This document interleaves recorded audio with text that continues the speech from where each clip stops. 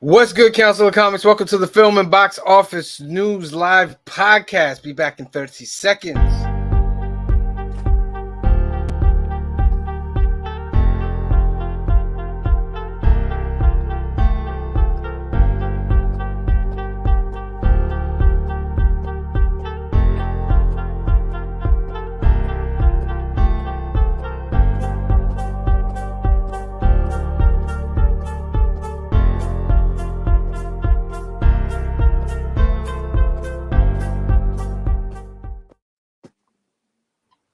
What's good, Council of Comics? Welcome to the Film and Box Office News Live podcast, episode number 41. We are back from a week off, and this week we shall see if Tom Hanks will stop his son from going down the road to perdition. Black is like the brightest day. Where are the heroes? Soon as they get here, everything will be alright. I need a hero. Someone superhuman who can come and save my life. Crisis after crisis. What is good, Council of Comics? Welcome to another edition of Film and Box Office News. We are back after having a week off. Hope you guys enjoyed your Father's Day last Sunday. Before we get into anything, remember to like and subscribe down below. We have our 500 subscriber contest. How do you get into this 500 subscriber contest? This is what you do. You go on our channel, you subscribe to the channel, you find the 500 subscriber video. You have to keep scrolling, not the short, the real video. It's about 5 minutes long. It says 500 subscriber video. Click on that video, like that video, and comment on that video, and you will be eligible to win one of 3 great prizes. And what are those prizes that you might say? Well, let me show you what the prizes are. And it's 5 minutes because we have to go over the particulars for the content. It's only reason 5 minutes. Yeah. Gives you all the information. So, third place prize, Heroes in Crisis set 1 through 9, donated by Jeff the Prez, Any Comic and Toy. That is the third place prize. It's a great set right there. Second place prize is a headshot design from Green Shirt Guy, aka Ronaldo. Beautiful head sketch. And first place prize is a CGC 9.8 X-Men number 2 by Nakayama. It's right here. Let me show you real quick. You're not gonna show mine? Oh, wait. I gotta pull yours up. Like I don't know if I have an updated one because I haven't been working on it. No, I can pull it up real quick. This is the 9.8 right here. Beautiful. Not to scratch, nothing. Beautiful. So if you do those things, you can be entered into the contest. Now, let me show you what Green Shirt Guy here can do. This is what he can do when you win that second place prize. I got to go through this chat. Okay, a lot of clip chat. I can send it again if you want. Send it again, yes. I don't realize how much we talk on these chats. Yeah, hold on. I got it. I'll send it again in the chat. Give me a sec. All right. So go over it again. Find that 500 subscriber video on the channel. Be a subscriber to the channel. Like that video. Comment on that video.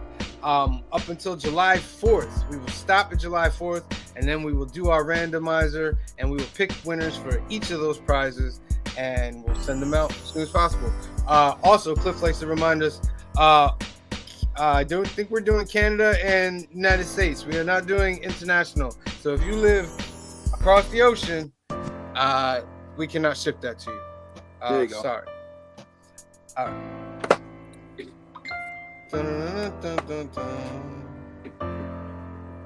All right, let's see here. This is what Green Shirt Guy can do.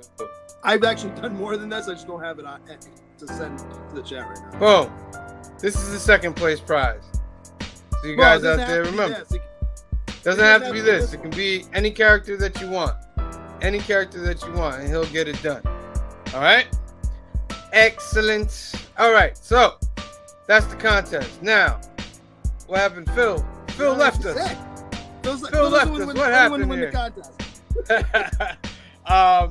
Let me introduce the panel. Right now, we only have Green Shirt Guy. Hey, Green Shirt Guy, what's up? What's up?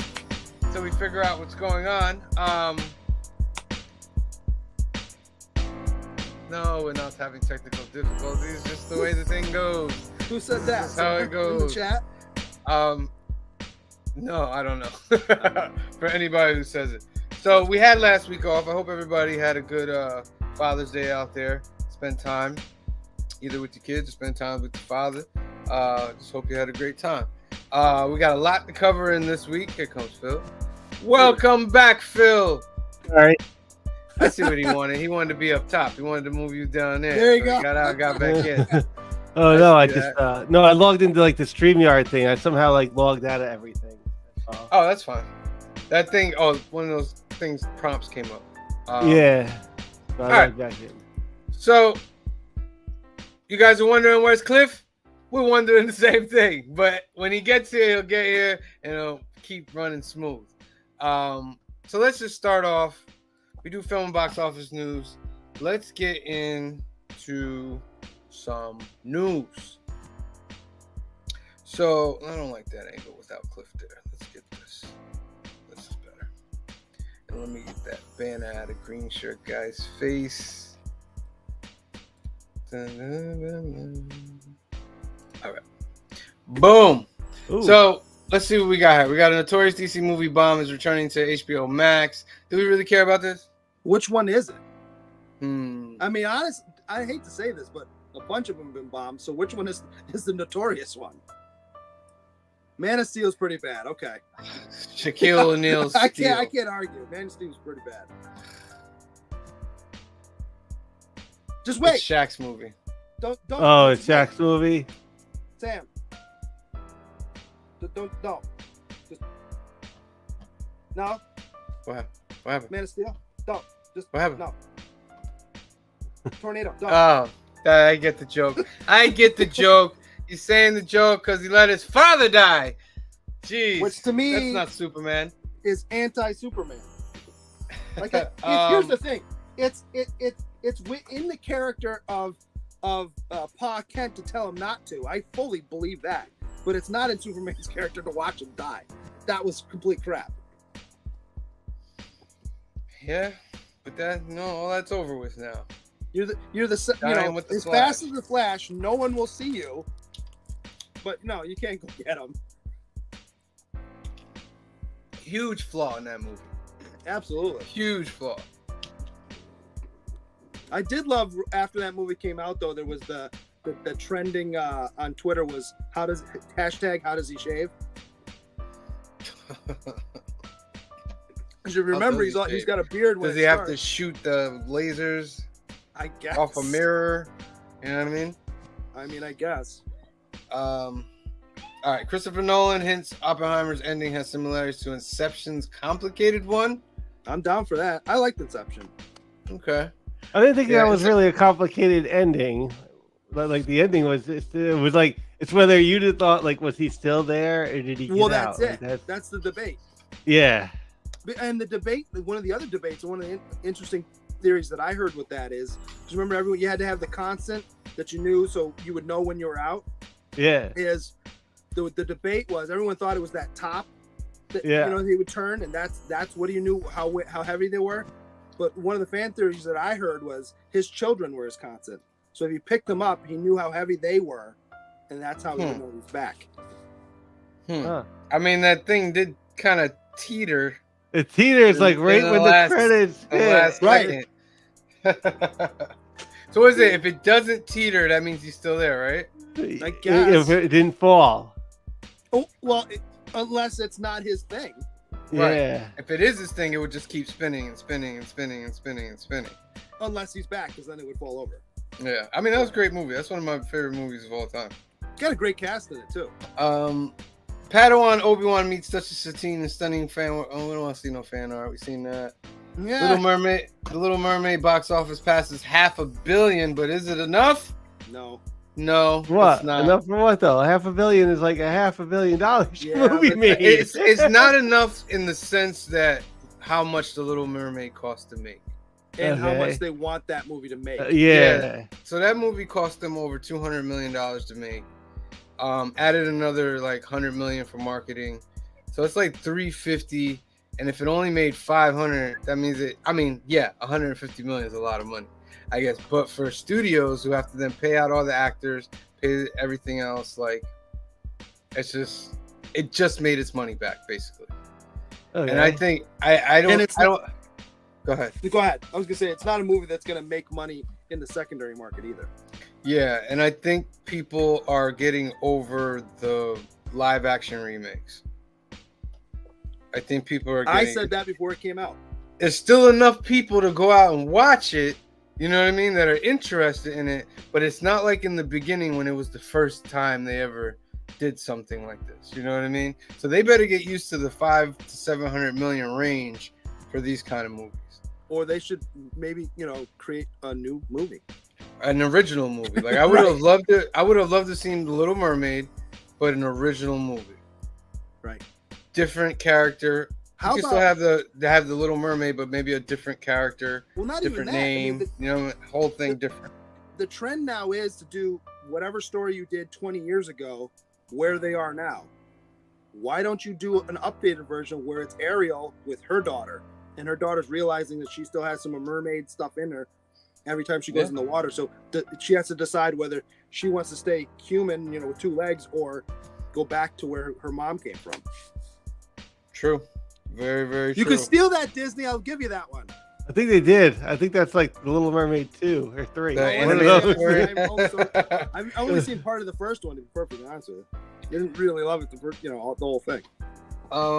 The Flash box office suffers second weekend drop. It's nearly as bad as Morbius. We'll discuss that in the box office, but I sent it Joey a dropped text pretty low. with him in it. it dropped pretty low. Across the Spider-Verse swings back to #1 at the box office. That's something we'll check out as well. I mean, it's a great, great movie. Who wouldn't take that deal? Matrix star defends Cypher's major betrayal. Cypher actor Joe Pantoliano stands by his character's decision to betray Neo, Morpheus, Trinity, and the others in the first Matrix movie. You're a suspect, bro. Here's the Come thing. on. Come you on. have to have a villain in that movie. No, yeah. That's a great thing. But he's saying it was okay. It is What okay. he did. What Why he not? did? You don't have to agree with it, but here's why I'll defend it. Obviously he's one, not maybe the main villain, but he's a villain. But it's to say that he doesn't that doesn't make sense for him to have done that.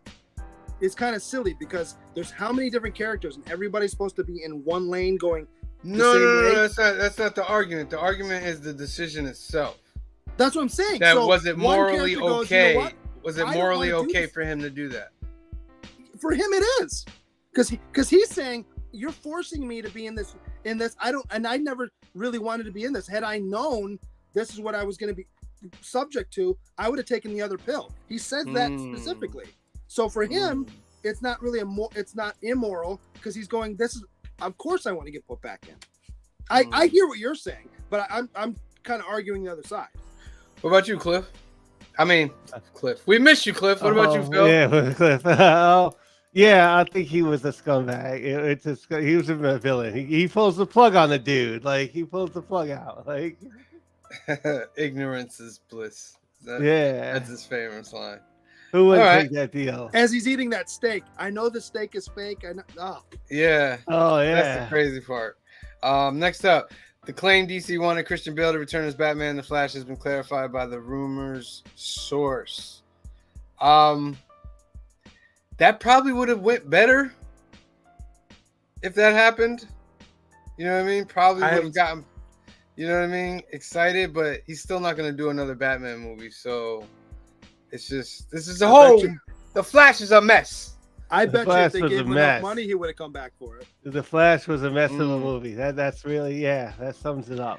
I don't know if it's about the money because they offered him so much money But to I be the Batman in the Snyderverse, and he turned hear it that. down. What I'm saying to you is they didn't offer him enough. Everyone has a number, right? Very true, very true. All right, the Black Phone writer gets perfect and terrifying gift for horror movies 1-year anniversary. Anybody watch Black Phone?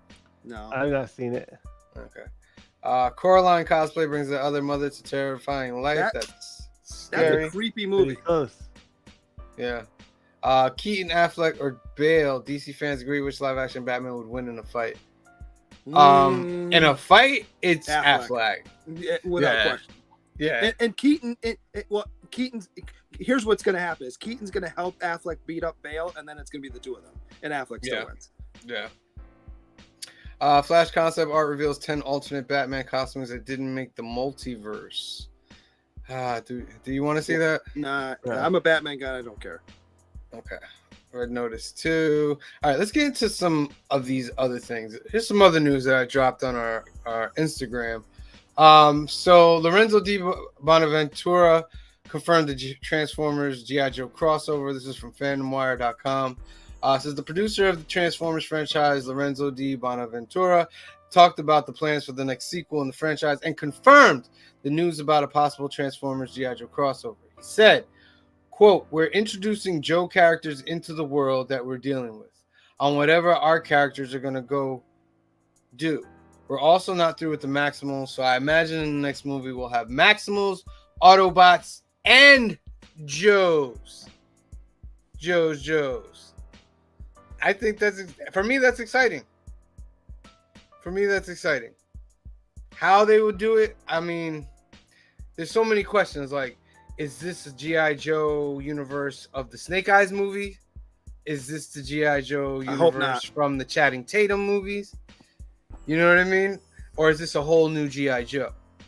And if so, if it's a whole new G.I. Joe, do you really want to introduce them in a Transformers movie before you have a G.I. Joe movie? Well, you sprinkle them in like the Marvel movies did it, where it's like a tease. You see them, so you know who they are. So when you do something with them later, you know who that character is. Yeah. I mean, I'm not a huge Transformer movies guy, to be perfectly honest with you. I did enjoy Bumblebee. I told you that guy a couple weeks ago. I kind of like the Channing Tatum movies.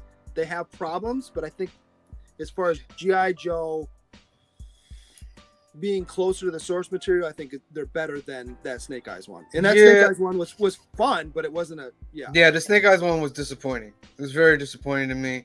He's only Snake Eyes in the last 2 seconds of the movie. Right. Full uniform, and that was very, very disappointing. As far as the other G.I. Joe, the first G.I. Joe movie, I thought it was good. It had some, like you said, it had some things about it, but it was a good starting point, I thought. Yeah. You know what I mean? I thought it was good. They kind of dropped the ball on the second one, but the second one still had some great things about it. Like the whole Snake Eyes and Jinx and Storm Shadow fighting on the mountain and going, that whole thing, that was phenomenal. The silent scene. Was the second one the one with the suits? No, it was the first one. That was the thing that kind of took me out of it, but the part where Cobra Commander is in that facility and they have to break them out, that's the second one. Is that the second one too? The beginning of the second one. They kind of blend together. That was the beginning of the second one. He turns to Destro and he's like, "Destro, you're out of the band." Right. I was like, "But he's your biggest arms dealer. What are you talking about? You're supposed to get Destro out of there." Right. You didn't even. And then, anyway, we could go on about those movies, but I am excited. I have a feeling that it is gonna go off of the new Snake Eyes universe. I have a feeling that it will. Maybe because you only have like a couple characters in there that you have to bring over. You know but you could, because they didn't show Cobra Commander. All you saw was really. I thought Storm Shadow was dope in that movie. Thought he was good. And you only had Snake Eyes and Scarlet and Baroness. So I think that's an easy job just to bring them over. You could just incorporate them into the original ones because you didn't really see them a ton in the original ones anyway. And Snake Eyes you only ever saw in his suit, so it could be anybody underneath that. Very, very, very, very true. Last one before we hit the box office. Sony has removed Bad Bunny's Spider-Man spinoff El Muerto from the release schedule. Supposedly because of the writer's strike. It's not done writing it, that's all. Yeah, like they're saying that it's still gonna come out, but they just took it off the schedule, and that Bad Bunny probably won't be in the movie anymore because of scheduling conflicts and stuff. Okay. So whatever. It is what it is. Oh yeah, that's one of those like it is what it is. Like, Yeah, who would they get to? I think Bad Bunny will still be in the movie. Do we know that he can act? He was in Bullet Train. Yeah, for like 30 seconds until he died. It was okay. You know what I mean? Like, That was okay. spoilers for anybody who hasn't seen you- it. He's not in it. You're gonna need a fan base like Bad Bunny has to give this movie any kind of spark. You know what I mean? Yeah, Bad Bunny is probably probably the biggest musician in Spanish, like hip hop, bachata, No, I get that, all that but stuff. like, So his fan base will come watch the movie just because it's him. correct. But what I'm saying is, you don't think that movie will sell without him? Because my point is, No, like, it won't. No. you don't think so? Because Unless they No. have another big name as big as him. I mean, I think, and I love the Miles Morales movie. So just take that with that.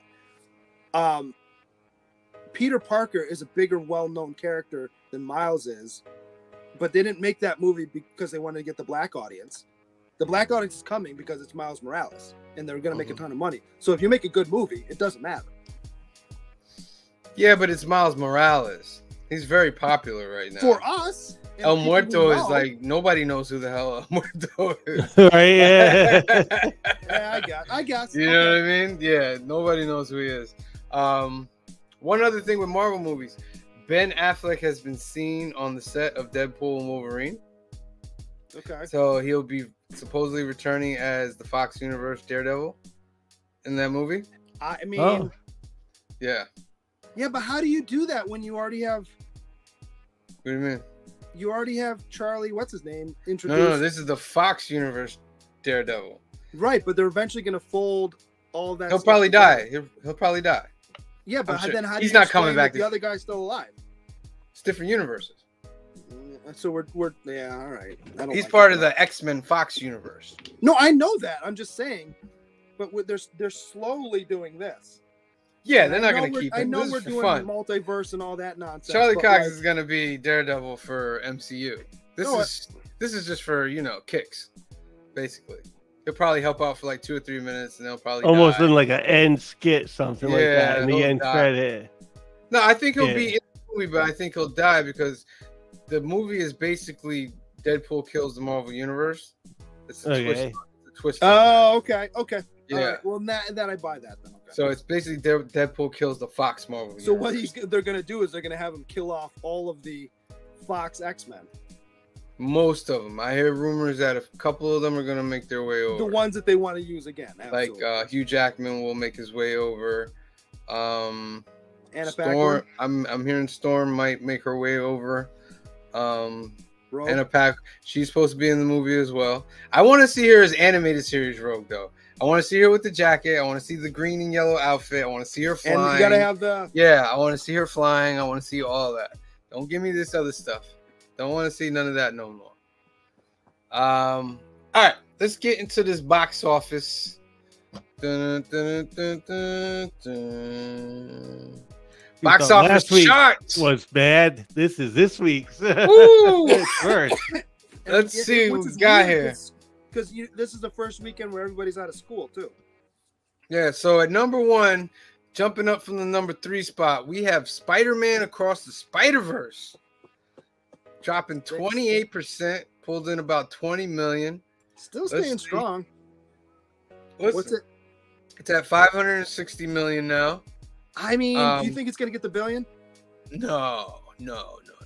800? I don't think so. 750. I think 750 is well within range. 750 maybe, because it's I still it's wanna sticking say in there. 800. I wouldn't be surprised if they leave this in the theater all summer. Yeah, I think it's one of those Top Gun Maverick type things that'll keep Yes. week to week just making money. Like people are like, And, oh my god, and it won't. It will do this, but Yeah. it'll hover around probably 10 for like weeks on end. But 750 for this movie is incredible, Yeah, considering the fact they only paid about 90 million to make it. is that right? But, Even with all yeah. the special effects and everything. Yeah, 90 million to make because Huh. it's animated. You Well, I what know mean? It's that, not but I mean, okay. 90, so that they made almost 700 million profit. Like the next one, I'm sure is going to hit $1 billion. It'll be the last one, right? Of the trilogy, yeah. Yeah. I'm sure that one will hit $1 billion because everybody's probably going to go see that after the great success of this one. Number 2, Elemental in the second week drops only Doing all right. 37%. It's pretty good. It too almost It's brought in about 20 million. It's not right now. It's funny. The review I read on it was, it's firmly a Pixar movie. It has all the little things that you expect from a Pixar movie. It looks great. It's got these moments that you expect. It's just not done very well. That's what the review I read. They're like, it has everything you expect from a Pixar movie. It's just kind of vanilla. Not taking any chances type thing. Well, no, it just, I guess for whatever reason, it just doesn't land. It has likable characters. It has, you believe the romance between the two of them. It just kind of feels vanilla. That's the 2 or 3 reviews I read. All right, it's at 120 million worldwide. The Flash drops 73%, pulls in only 15 million. Lord help DC. That movie's gonna make, if it makes 350, 210 million. So far, it's projected to make less than any other movie except Birds of Prey, I believe. But it's made less money than Shazam, Shazam 2, Black Adam, Morbius. Shall we find out? Shall we find out? You know, you can keep going. I'll look it up while you're doing that. Okay, yeah, you do that. So this is very disappointing for DC films. The reviews basically for this movie are, it's okay. They have some great moments. It was also disappointing for comic book fans. It's disappointing for comic book fans. What did Morbius make? It beat Morbius. What is Morbius' total? It says, according to this, Morbius grossed only 165.7 worldwide. Okay, so it's better than Morbius. But this movie, like, I just want to say, you're probably not even watching these other YouTube influencers, but I saw so many of you saying that this was the greatest superhero movie that has come out. Didn't get my money. I don't understand my opinion is you're being paid. That's my opinion. Somebody is paying you to say these things, because there's no way that you can walk out of this movie and say this was better than Endgame, this was better than Infinity War, this was better than No Way Home. There's no way. It's not better than, is it? And it's not better than The Last Guardians, I'm sure. Yeah, that's what I'm like. You guys watching, like, come watch us. Like, we're gonna give you our honest opinion. There's a lot of these influencers out there that are being paid by these companies to say these things about these movies. And just be careful out there. Like, this is not. It's better than Man of Steel. We're not getting paid. You like this better than Man of Steel? I think I like it better than Man of Steel. Wow. A slight edge better than Man of Steel. But that's interesting. That's interesting. I would say certain parts are better than Man of Steel. I wouldn't say it was better, in my opinion. I still think the Michael Keaton stuff is the most amazing Batman Michael Keaton you've ever seen. But is that like something that we use as a point to compare? Yeah. And then the whole George Clooney at the end. It's just like, this is the thing. They changed this ending 3 times. I read a review on that. Yeah, and this is the ending that you decided that we're gonna put George Clooney. I read it, and that's more of a Batman ending than like a Flash ending ever. Like, you know, like, this is like the Flash's movie. Like, yeah. What were you gonna say, Green Sugar? No, I was gonna say I'm sure this is why I came in my Facebook feed, because, you know, comic books and whatever else. But there was like, it was like 2 screen pages on my phone, you know, small type. When I was scrolling through my Facebook feed, I think on Thursday, and they explained it. I'm about a paragraph in, and I'm going, if you gotta take this much space to explain the ending, you didn't do a good job in the movie. Because it should be readily apparent why, because they're explaining why he could change the past and the future at the same time, and why this ending was like this, and why this Batman was in there, and why George Clooney was. I'm like, this is way too much explanation when you should have just put it on screen. And someone, I forget who said the right thing. It was like, no, the end credit scene really just, it really did prepare us for what was to come. It was Aquaman with his face in the water, drunk and bumbling. He's like, get ready for that, because that's the hot mess that's coming next. Like, oh, I was like, you are totally right. Yeah. You are totally right. But enough of the Flash. Let's finish out this box office. No Hard Feelings first weekend made 15 million. Listen. I want to see that. It looks Jennifer Lawrence made 15 million. Flash, 15 million. You couldn't even beat Jennifer Lawrence. It's crazy. Transformers. This week they beat Jennifer Lawrence. Next week they won't. Yeah. Transformers: Rise of the Beast only dropping 43%. Still rocking hard. It's got about 11 million. This movie is not making as much as Bumblebee, which shocks me to the fact that they're talking about G.I. Joe Transformers. I think what they're realizing is the release date for this movie. Oh, it got smoked. I said it had no breathing room. It had no breathing room whatsoever. And a movie like this needs some kind of breathing room. This is should have been an early August one. Yeah. As much as, that's the end of the summer and they're going, well, it's not the blockbuster weekend. But if it's by itself. This would have been the weekend for it because nothing really came out this weekend. Right. Spider-Man's #1 again. Yeah. Yeah. And Indiana Jones coming. Yep, so or next weekend, because July 4th was always that big week. Yeah. I mean, that's how Will Smith he would have that spot in between, like Indiana, right before Indiana Jones. Like this would have been a better weekend release, I think, for Transformers. Yeah. Number 6, we got Asteroid City. That's up almost 1,000%. The Little Mermaid dropped 20%, still bringing in about 8 million. Guardians of the Galaxy 3 still in the top 10. I'd like to see what this is. What's that worldwide? Let's see how that. 827. It's close, man. I don't know if it's gonna get. Nah, it won't hit it. It won't hit it. It's hanging around though. Maybe 850, but it won't hit. I think it'll get 850. I think this is good. I think this is great for Guardians. Yeah, oh yeah. I think it's great for Guardians. Marvel should be very proud of that. The fact that it made 8 amongst this whole popular movie time period. Think about this. This movie made just about as much its opening weekend as Flash has made altogether now. Yeah. Yeah. And only going down for Flash now. Yeah. I mean, Flash has so much going against it. It's not an excuse, but it has so much going against it. People are tired of the DC thing and the fact that they came with this, which I'm sorry, but in my opinion, you should not let this director do Batman Brave and the Bold. You should not. Even though he did some great Batman stuff, but that was Michael Keaton Batman. Now you're going to have a new Batman. I just didn't think that he made a great film.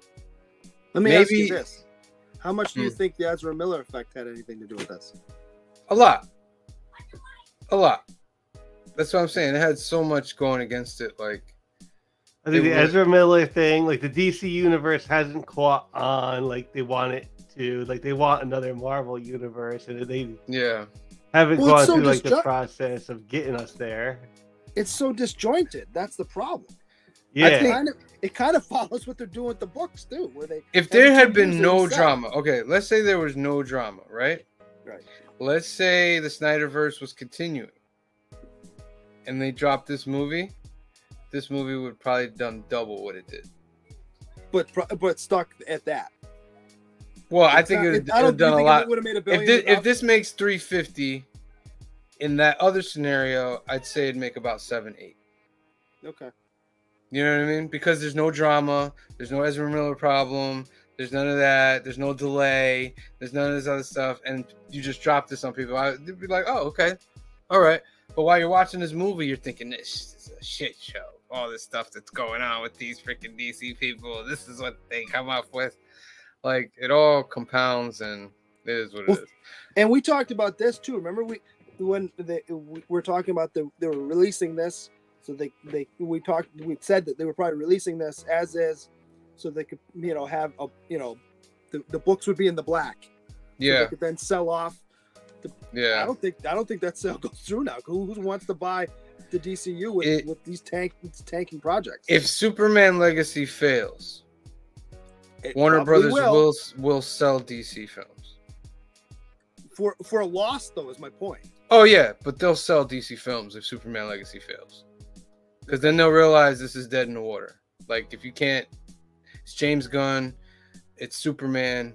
If that doesn't pop, they'll be like, okay, they don't want this. They'll sell it. Number 9, The Blackening, 3 million. The Boogeyman, number 10. That's your box office for this week. All right, so we got a couple things to review.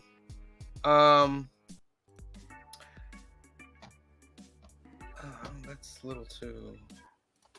Okay, we got a couple things to review here. First thing I want to review is Secret Invasion. Oh, we're doing it. I figured we'd save it, but okay. Yeah. No. We gotta do this here. Let me get a banner up so I can have a marker. Did I make a banner for this? No, I didn't make a banner for this. Oh well. Secret Invasion episode number 1 dropped. My personal opinion, I thought it was pretty good. Yeah. There were some shocking moments in it.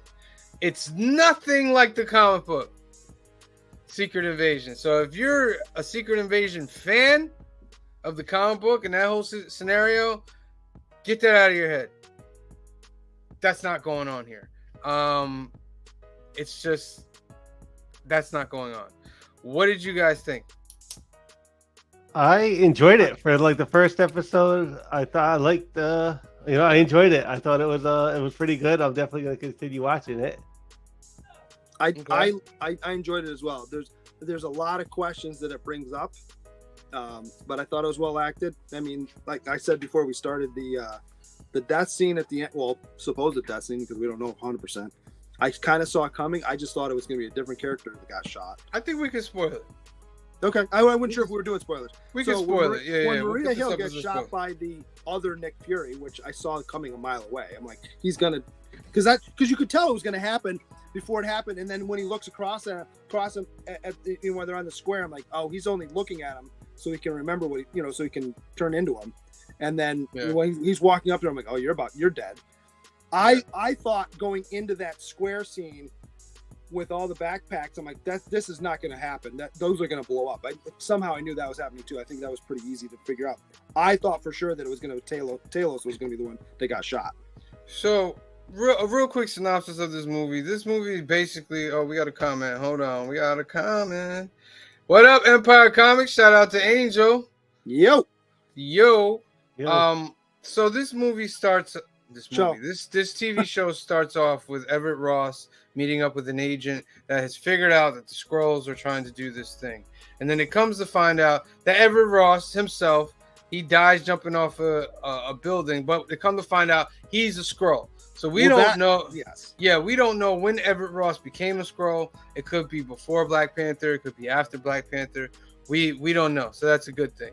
So they eventually get Nick Fury, who's on the Saber space station, and they get him to come down because he has to solve this. And what it is there's a group of Skrulls who are kind of fed up that Nick Fury and them didn't really find them a planet to live on. So they're this rebellious group of Skrulls led by a Skrull named Gravik. And they are setting up these terrorist bombs in place just to manipulate so they can take over. They're replacing certain people. And what happens is that Nick Fury they're trying to figure out what's her face, Emily Clark. She plays Talos's daughter, the little girl from Captain Marvel. She's all grown up now. She's also fed up. She's on the terrorist side. Until she finds out mom's dead. Yeah, they realize that the mom is dead. Angel says Nick Fury is up there acting like Captain Kirk. She realizes the mom is dead. So she kind of helps them a little bit by telling them, I'm going to mark the bags with the bombs if you find them, blah, blah, blah. But then the end of the she tells them that the attack is the next day at this place. Yeah, and she marks them. And remember, says that she's going to mark them. Yeah.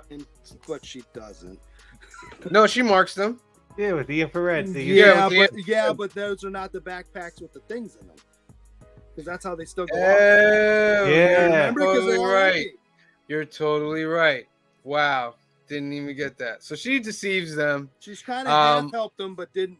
Yeah. And Gravik, I feel, is a great villain so far because he just blows them. He blows the place up. He kills people. They have a terrorist thing. It's going wild. And Maria Hill's trying to find the right one, and she gets shot, which looks like Nick Fury, but it was Gravik turned into Nick Fury. Yep. And the last scene is her bleeding out. And that's episode 1 of Secret Invasion. I think the biggest or one of the more important lines in the whole first episode is where she's talking to him about, you're a step too slow. Remember that one where they're having the scene where they're in the bar or whatever? And he says, why did you go up there? He goes, because I had a crisis of faith. And she's like, well, why did you come back? He goes, because it followed me up there. Yeah. And I'm going, well, what was that crisis of faith? I'm sure we'll find out. And that's what I'm saying. I think that's going to be the main through line of this whole I do like that it's older, like Nick Fury, and that, they're saying, like, the blip, he didn't come back, like, the same. He's slightly different.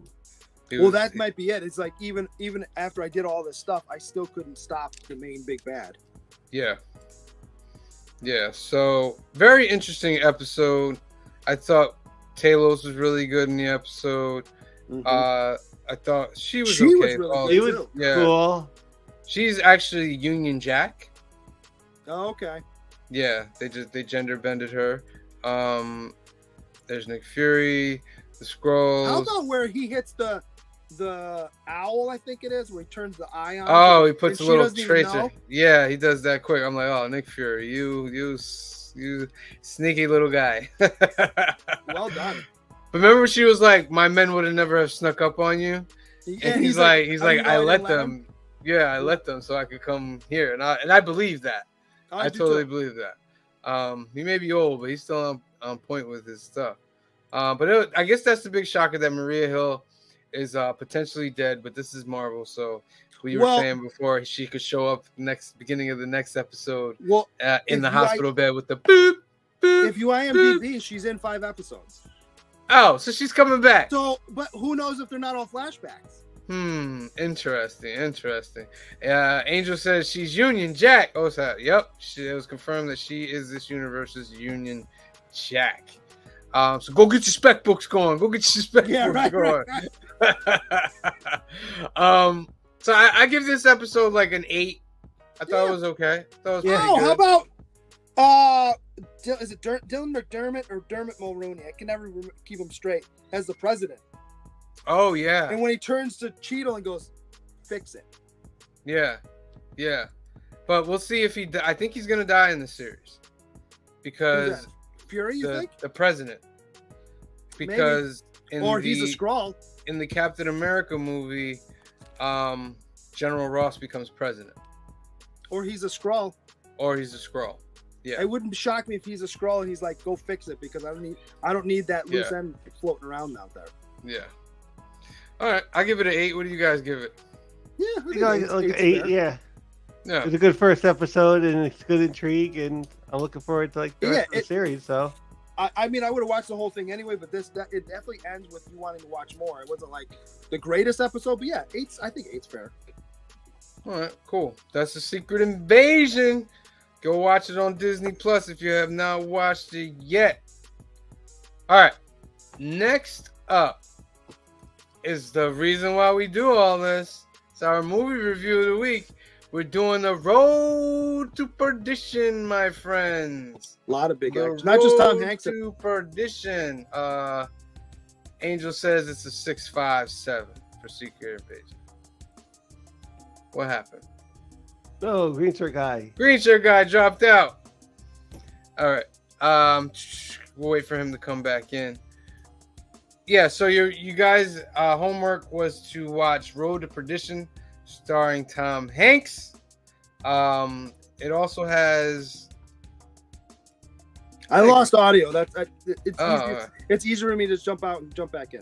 Oh, good. Toy Gaines is in the house. Underrated movie, Road to Perdition. Yes, indeed, Toy Gaines. Shout out to this Toy is my Gaines. first time seeing it. To their channel. Oh, really? Was this your first time too, Sam?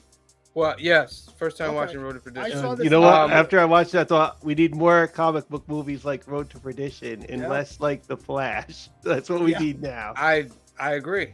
I agree. So Road to Perdition was a graphic novel that came out in 1998. And it was made into a movie in the year 2002. This movie stars Tom Hanks, Tyler Hoechlin, Rob Maxey, and a whole bunch of other people. Jude Law,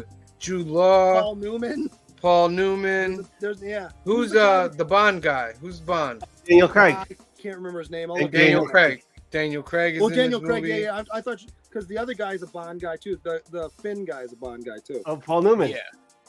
Paul Newman is in this movie. Very, very much so. All right, Might be his last movie. I think it is. The storyline for this is 1931. Mike Sullivan and Connor Rooney are two henchmen of elderly downstate Illinois-based Irish-American mobster John Rooney, Connor's father. In many respects, John treats Mike more as his son, who he raised after his own after Mike was orphaned. Then the volatile Connor, who nonetheless sees himself as the heir apparent to the family business. One evening, Mike's eldest son, 12-year-old Michael Sullivan Jr., who has no idea what his father does for a living, witnesses Connor and his father gun down an associate and his men. The situation gone wrong initiated from an action by Connor. Caught witnessing the incident, Michael is sworn to secrecy about what he saw. Regardless, Connor, not wanting any loose ends, makes an attempt to kill Mike, his wife, and their two sons. Mike and the surviving members of his family know they need to go on the run, as Connor, who has gone into hiding, will be protected through mob loyalty, especially by John, who cannot turn on his own flesh and blood. Still, Mike has to figure out a way for retribution for what Connor did, while still protecting him and his family, not only from Connor, but from John and his fellow associates. Through it all, Mike wants those in his family that had no say in what he chose as a living to have some redemption for their eternal souls. There's some stuff in there that I don't necessarily agree with as far as their synopsis, but okay. As far as what? So, I mean, we can go into it. I don't know if we want to go into it right off the bat, but so do you think that Connor goes on his rampage if Daddy doesn't embarrass him during the board meeting? Because he goes black there, and he was kind of letting it go before that. Was he? He looked a little crazy. He was crazy, but remember, he would have. Here's the thing: if that's the case, he would have done it that night. He wouldn't have waited, a day and a half or whatever it is. That's very true. Angel says, great movie. Never knew it was a comic. And Sean Murphy said, yo, what up, Sean Murphy? How you doing? So, yeah. But I kind of think his character was just crazy from the jump. I think he is too. Yeah. He's certainly a hothead. But I think this is just my interpretation. I got the feeling that he's like, I was willing to let it go. I know Dad really loves this guy, but now Dad made me look like an idiot in front of all these people. So now I got to prove to Dad that I can run the show now, and I'm going to do something really stupid now. That's the way I took it. And he's not, and all of his decisions, he's not thinking down the road. Yeah, the scene where he goes to the house. Well, and explain to me, family. this is the other thing too. He goes to the house to kill them, and he's got a mask over his face, right? But then he takes it off when he's leaving. He doesn't know the kid's there. Why wear the mask at all? You never know what could go wrong. You know what I mean? The whole mentality. I know he doesn't know the kid's there, but anybody seeing him walking out of the house is going to know that he did it. Sean Murphy says, don't have time, but Flash is the best hero movie made so far. It makes everything that's ever happened big screen and little into canon, including casting rumors. Okay. Okay. We respect that opinion. Sean Murphy, Road to Perdition is a great movie. Yeah. I thought that was a great scene when he's looking out the window and the kid thinks he sees him. And that, that really happens. Like, they're like, you think people can see you, but they really can't see you because of a reflection and stuff he's clearly not thinking about what's outside. He's thinking about before I leave. Yeah. You know, he's very much about himself more than anything else. Yeah. Paul Newman.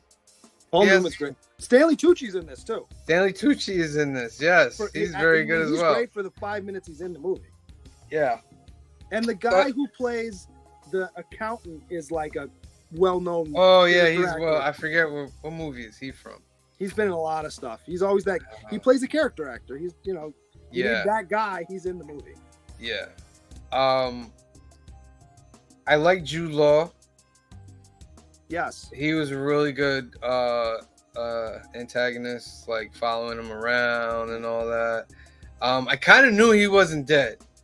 I was like, okay, they're in this happy moment. They're in this happy moment where they finally murdered everybody, and I'm like, is this gonna end? I was like, this can't end like this. So that's something's gonna happen. That's one of my other questions, then, right? So you remember how? I mean, we can go in for anybody who hasn't seen it. The way that Mike decides to get Chicago's attention, because he goes and sees Nitty at the beginning and says, "Hey, and Nitty's like, I heard what happened, but we can't let you go do that because it opens up a door and you'd be walking through it alone. We can't allow you to kill a mob boss's son, no matter what he did. He's protected, you're protected. We can't." So he calls up Jude Law to go kill him for Paul Newman, right? But if you remember, so then he goes on this bank robbing spree where they're stealing just Chicago's money from all these banks, all this hidden money. And now that's when they're finally like, we got to do something because we can't allow this guy to keep doing this and protect Connor. It's kind of, we have to make a decision. So they finally decide, fuck it, we'll let you kill Connor. Now, if you remember, he says, okay, go ahead and do it. I thought of this today because I've seen this movie about 4 or 5 times. Do you think that they were like, okay, we're going to get the money back, or we're not going to get the money back. We lost a bunch of money. Let's just let him close off that portion of it, and we'll cut ties completely by closing loose ends and not calling back the Jude Law character. Because they could have said, hey, don't do it anymore. Right. I think they had a hand in him killing him at the end. Let's just. Yeah. We're gonna let Tom Hanks' character kill the son, and then we're gonna let Jude Law kill Tom Hanks. Just tie everything off. We'll be done with it all. You know what I mean? Yep. Yeah, because he was taking a picture. The whole taking a picture thing is just. I guess that's the way you have proof that you actually killed the guy and stuff. But remember he says this is my fee, but I can do whatever I want with the pictures. And that was his thing. Because if you remember when he's taking the phone call to take the contract, there's a whole wall. You're right. He's in a dark room. Yeah. Well, he's in the dark room, but when he goes out to answer next to his bed, the whole wall is pictures of dead people that he's taking. Yeah. So he kind of gets off on it. That's his thing, because remember he even says to Tom Hanks, it makes you feel alive knowing that those people are dead. Interesting. Now, so that's the other thing too. So when he shoots Tom Hanks at the end, right? Tom Hanks walks in and is calling for the sister, which means Jude Law killed the sister too. Yeah. Yeah. Because she doesn't answer the door. Yeah, which he should have got from the jump.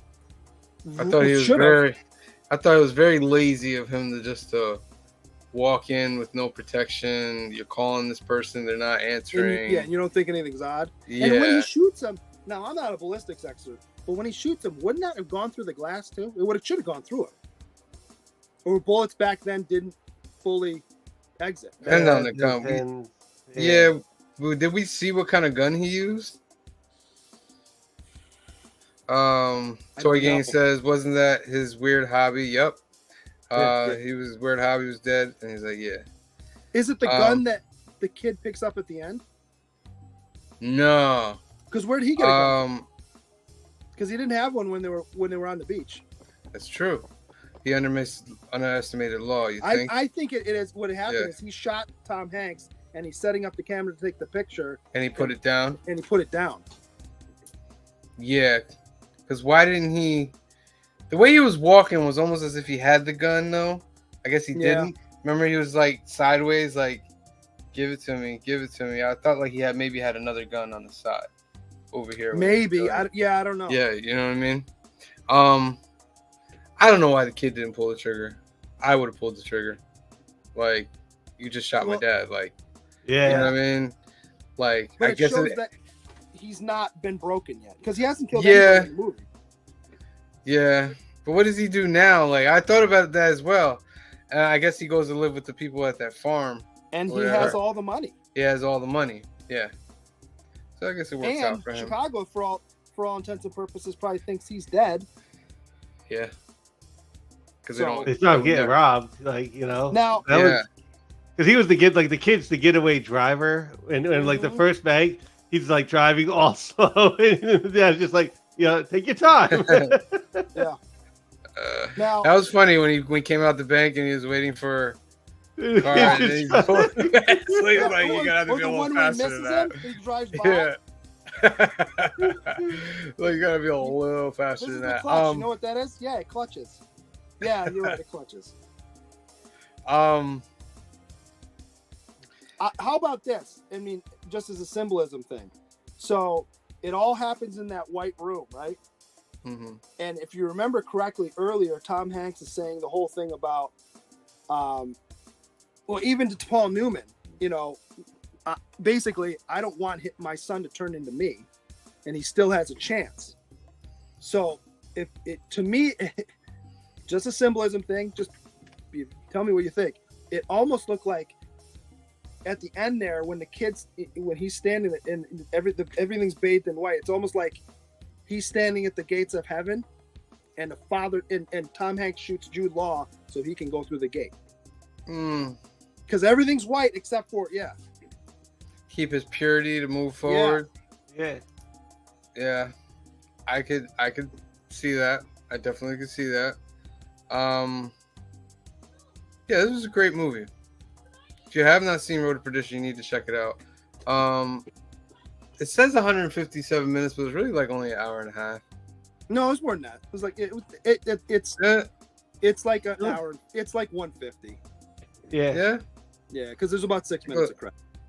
Goes pretty quick. It does. I'll say this. To me, this movie, as much as that synopsis gives you the whole thing that you read, to me, this is a movie about fatherhood. And it's funny that we picked it and then didn't have a show on fatherhood, on Father's Day. Because it's really about two fathers and their choices to protect their sons. Right or wrong, they're different. Yeah, There's two different ways to do it. Whether you like their choices, you might agree with one, you disagree with the other. It's really about the protecting their sons and how they raise their sons. Yeah. And then that's a good synopsis. The Green Shirt guy should have wrote it. And then the final line, remember he says, people ask me whether my father, he was a good man or there's any good in him. He says, he's my father, which to me is like, it's perfect because as a father, you try to do the best you can, but none of us are perfect. So he's like, he was my father. He wasn't perfect. He wasn't good. He was my father. Mm-hmm. Sad at the end when he was killing him. He's like, I'm glad you're the one. Paul Newman says to Tom Hanks, I'm glad you're the one to do it. Yeah. And how crazy is that scene too? Because it's all quiet right before that, when you see mowing everybody else down. Mm-hmm. And then when I saw it in the theater, it's dead silent when he's shooting everybody else. And then when he finally shoots Paul Newman, it's louder than anything. So it almost makes it more loud. Got that Tommy gun. Yeah. I think he would shoot. I think he would shoot Paul Newman from that distance. I think that's all film right there. Yeah, but he was picking them off so he could shoot him last. You gotta have great aim with a Tommy gun from that distance. I mean, he's an expert assassin, so I guess you can see like people know him when he goes around at different spots. Yes. He's like Sullivan. They're like, oh, yeah. Okay, yeah, we know who you are. But yeah, great movie, Road to Perdition. Right now it's available on YouTube to rent. It only cost me like $3.99 to rent, so that's a great movie if you want to sit down and watch that. I don't know if you watch it with the kiddies, but it's a great movie if you want to sit down and just watch a great movie that has Tom Hanks in it and a plethora of other people. And Tom Hanks playing a part you don't normally see him play. Yeah, because he's not necessarily a good guy. Yeah, he's not necessarily a good guy. You're right. And Jude Law is not this pretty boy that gets all the ladies. They're almost everybody's playing against type. Mm-hmm. Did we decide what's next week? I won't be here, so I'll watch it. I can tell you my review when I won't be here either, so it's gonna be up to Phil and Cliff. Oh, wow. Don't make it Zardoz because we still got to do that together. All right, yeah.